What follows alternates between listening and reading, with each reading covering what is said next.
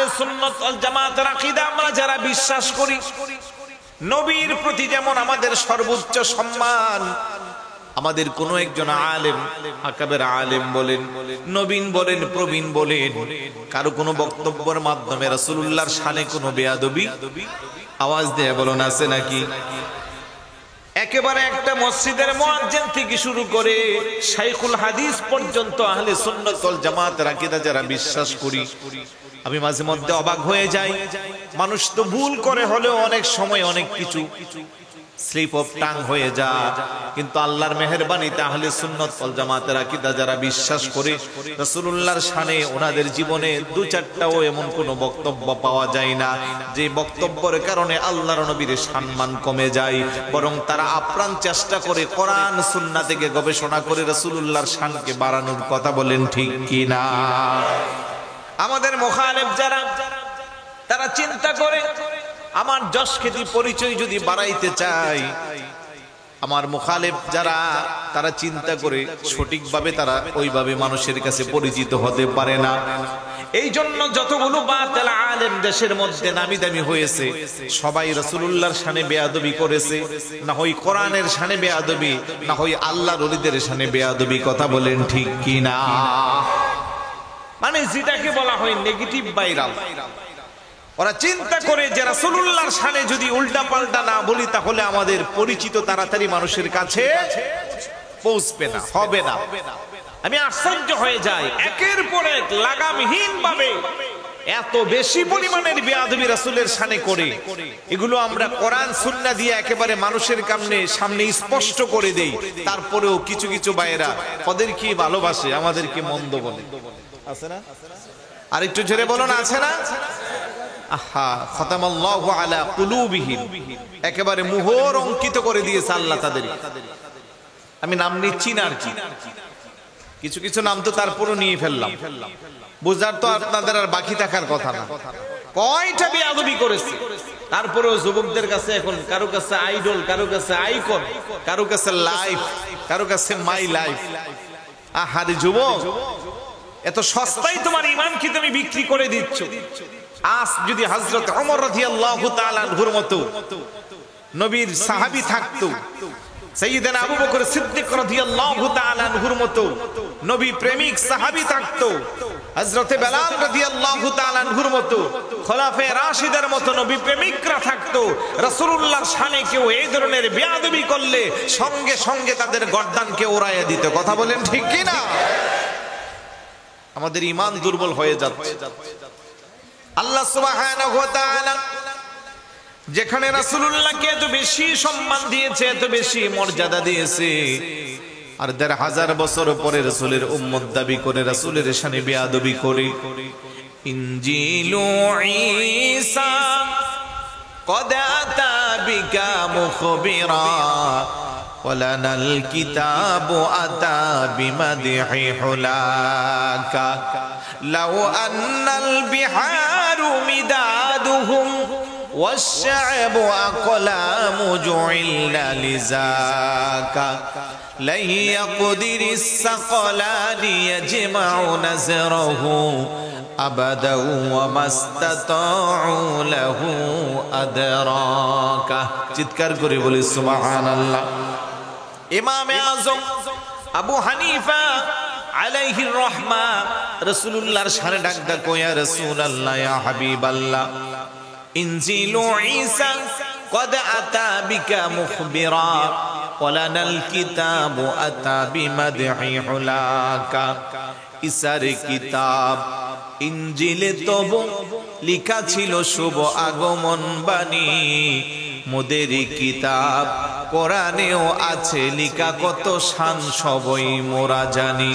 খোদারে কসম সমুদ্রের জল কালি যদি হয় বানানো, তোমার লাগি যদি গো নবী গাছকে হয় কলম সাজানো, লেখকের লিখুনি শেষে হবে তবু শেষে হবে না তোমার শান, কেন না যা করেছেন বয়ান আল্লাহ মহান। চিৎকার করে বলি সুবহানাল্লাহ।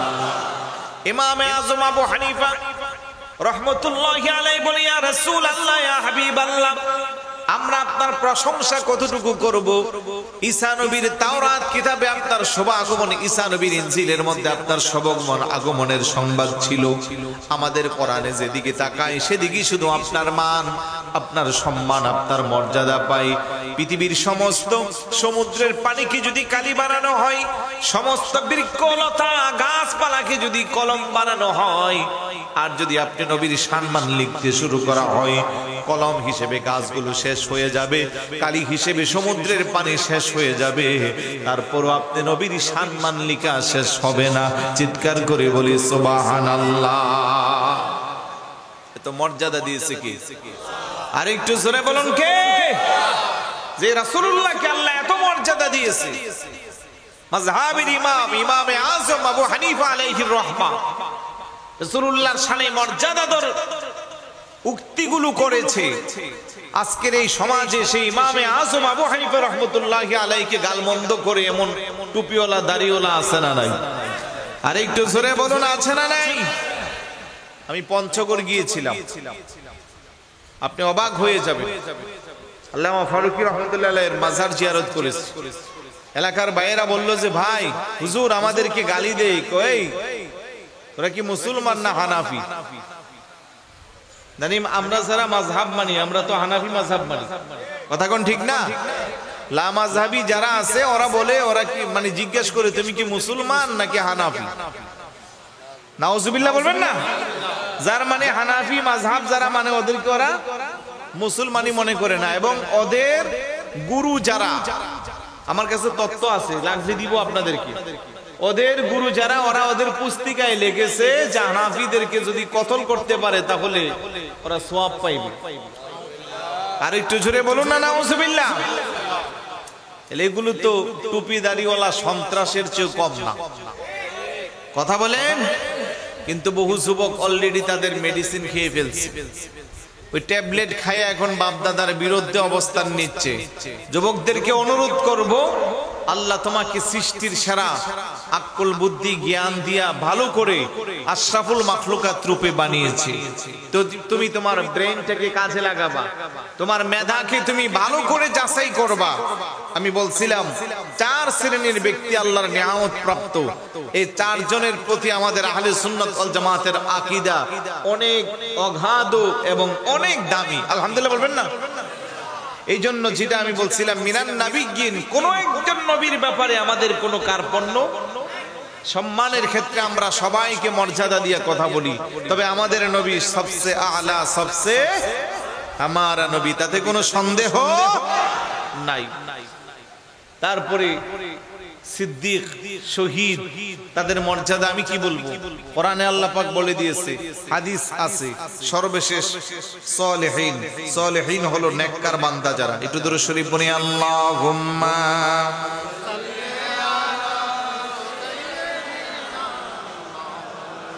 মাহফিলে আছি, মাহফিল শেষ করে কথা বলবো। হ্যাঁ, মাহফিলে আছি, মাহফিল শেষ করে কথা বলবো। আরো জোরে পড়ি, আল্লাহুম্মা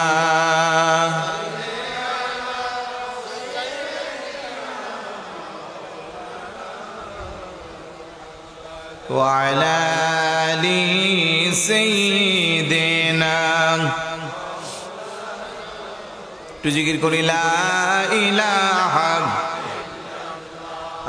লা ইলাহা, জোরে জোরে লা ইলাহা,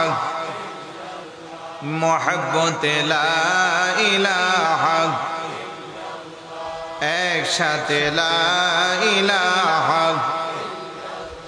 জবান খুলে লা ইলাহা,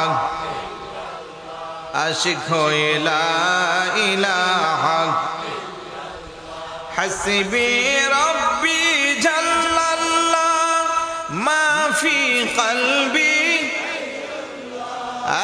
হাসবি রব্বি মা ফি কলবি, নূর মুহাম্মদ সাল্লাল্লাহু লা ইলাহা লা ইলাহা ইল্লাল্লাহ, লা ইলাহা ভাইজান বহু দূরে মদিনা, আমরা কেমনে যাব জানি না। বলেন বহু দূরে আমরা কেমনে যাব। দয়াল আল্লাহ দয়া করো, দয়াল আল্লাহ ও দেখাও সোনার মদিনা। লা ইলাহা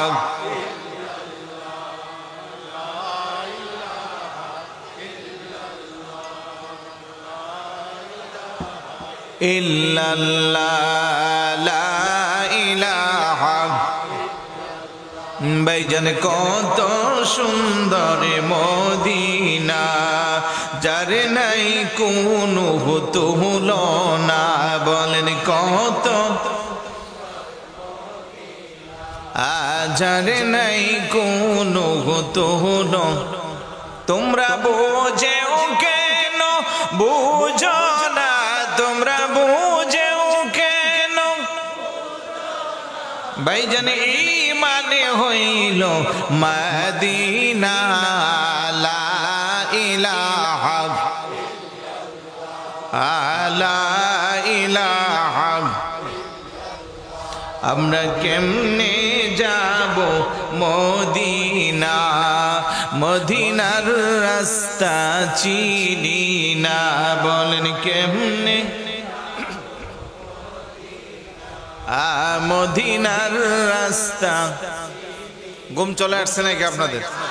মদিনা যাইতে মন চা সবার? বলেন ভালোবাসার জায়গা মদিনা, ভালো লাগার জায়গা মদিনা। বলেন ভালোবাসার জায়গা মদিনা। আওয়াজে বোঝা যায় সবার ভালোবাসার জায়গা না। মদিনার চেয়ে ভালোবাসার জায়গা আমাদের কোথাও আছে নাকি? এই আওয়াজ দিয়ে বলুন আছে? তাহলে সবাই জবান করে বলুন ভালোবাসার জায়গা মদিনা, ভালো লাগার জায়গা মদিনা। বলেন ভালোবাসার জায়গা।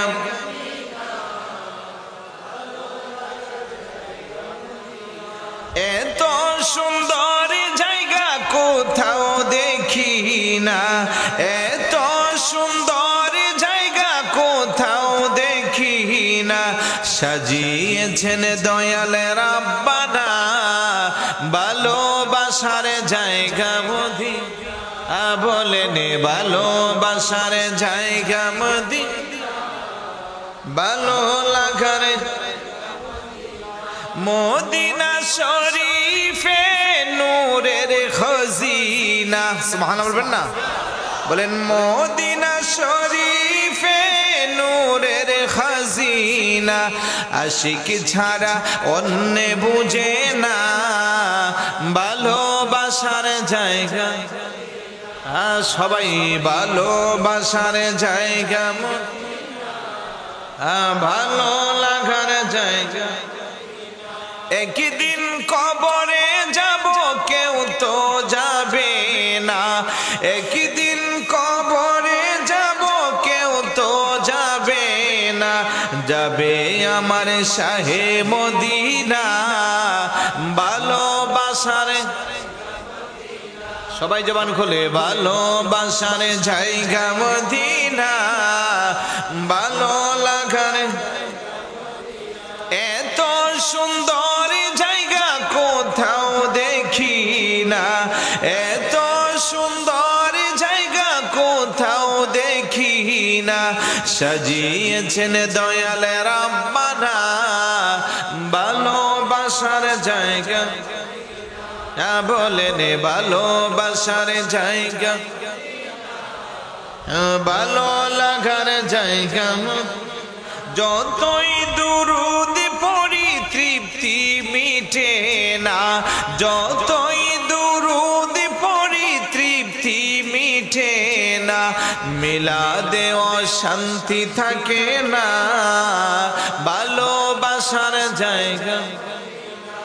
বলেন ভালোবাসার জায়গা, ভালো লাগার জায়গা আমাদের সকলের অনেক বেশি গুনাহ, আমাদের সকলের অনেক বেশি গুনাহ, তাই হাবিবের কদমে ছাড়ব না, ভালোবাসার জায়গা মদিনা, বলেন ভালোবাসার জায়গা মদিনা, ভালো লাগার জায়গা। আলহামদুলিল্লাহ বলবেন না? আরেকটু ঝরে বলি আলহামদুলিল্লাহ। মনোযোগ আছে? তাহলে নবী যারা, সিদ্দিক যারা, শহীদ যারা, আল্লাহর ওলি যারা, তাদের প্রতি আল্লাহর নিয়ামত ঘোষণাকার। আরেকটু ঝরে বলুন কার? একমাত্র আহলে সুন্নাত ওয়াল জামাতি একটি দল যারা তাদেরকে অনুসরণ করে। আমাদের কোন আলেমদের জবানে কোনোদিন ওলি আল্লাহর বিরুদ্ধে কিছু শুনছেন? কেন শুনবেন? কারণ ওলি আল্লাহর মর্যাদা দিয়েছে কে? আরেকটু জোরে বলুন কে? আর এই বাংলাদেশে আমরা ইসলাম পেয়েছি ওলি আল্লাহর মাধ্যমে, তাতে কোনো সন্দেহ